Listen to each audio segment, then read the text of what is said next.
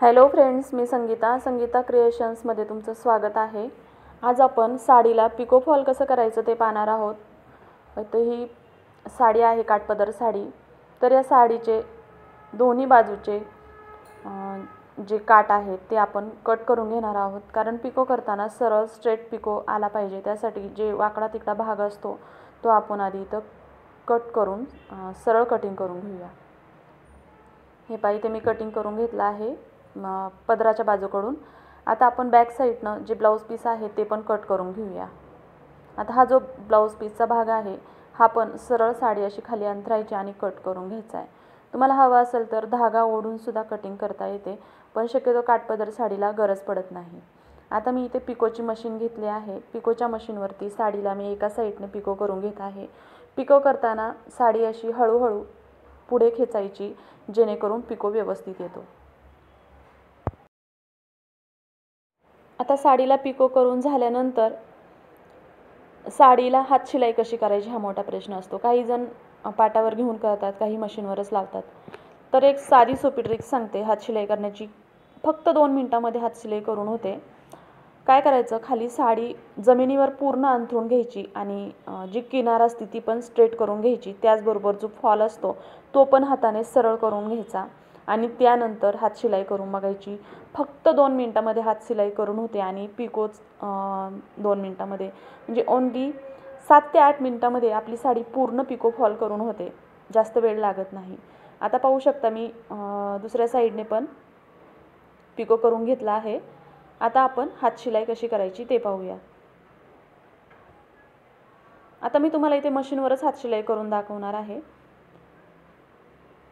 तर आता काय करायचं आहे, साडी स्ट्रेट करून घ्यायची सरळ आतल्या बाजूने, म्हणजे सुईच्या बाजूने। सुईची बाजू खालच्या बाजूने असेल आणि आतल्या बाजूने आपण फॉल लावतो, तर फॉलला समोरच्या बाजूने अर्धा इंच दुमडून घ्यायचं आहे आणि अशा पद्धतीने साडीला फॉल पिकोच्या साहाय्याने खालच्या बाजूने शिवून घ्यायचा आहे, पिको करून घ्यायचा आहे।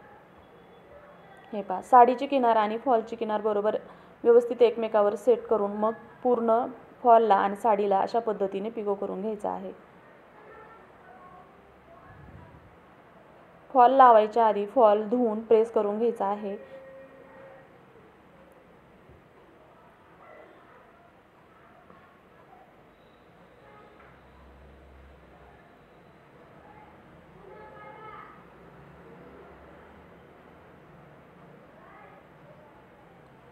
आता साडीला फॉल लावताना दुसऱ्या बाजूने ही जे टोक असतं तेही 1/2 इंच आतमध्ये घ्यायचं आहे आणि मग फॉल करून घ्यायचा आहे।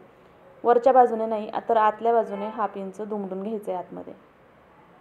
हे पहा, आता साडी फॉलचं दुसरी बाजू आली आहे, तर 1/2 इंच आतमध्ये घ्यायचं आहे आणि मग त्यावरती पिको करून घ्यायचं आहे। हे अशा पद्धतीने पाहू शकता पिको करून झालाय पूर्ण साडीला। आता आपण इथे हात शिलाई करणार आहोत।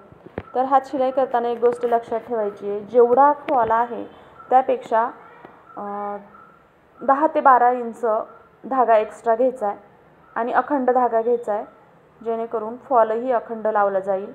हात शिलाईची सुई घ्यायची आहे, 2 पदरी धागा जोडून घ्यायचा आहे, शेवटच्या बाजूला गाठ मारायची आहे आणि आता हात शिलाईच्या साहाय्याने असा फॉल लावून घ्यायचा आहे। तर हात शिलाई करताना वरच्या बाजूने 1/4 इंच आणि खालच्या बाजूने सुईच्या टोका एवढा धागा निघेल एवढी काळजी घ्यायची आहे, म्हणजे फॉल व्यवस्थित लावला जातो।